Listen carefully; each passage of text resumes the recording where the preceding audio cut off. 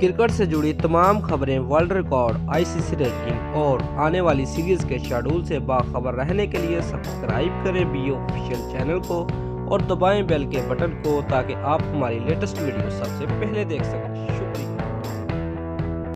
अस्सलाम वालेकुम दोस्तों, मैं हूं मोहम्मद शाहिद और आप देख रहे हैं बी ऑफिशियल यूट्यूब चैनल।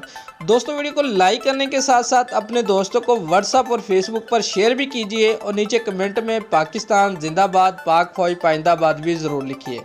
दोस्तों, आईसीसी पाकिस्तानी टीम को $2,20,000 अदा करेगा, जबकि अफगानिस्तान की वह टीम है जिसे टूर्नामेंट में ₹1 भी नहीं मिलेगा।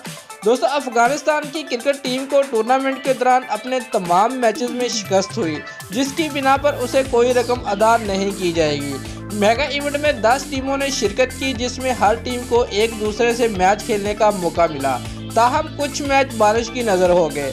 दोस्तों, आईसीसी की तरफ से वर्ल्ड कप जीतने वाली टीम को $40 लाख, रनर अप को $20 लाख, सेमीफाइनल में शिकस्त खाने वाली टीमों को $8 लाख, जबकि लेग स्टेज में फी मैच की फतह पर $40,000 की रकम अदा की जाएगी।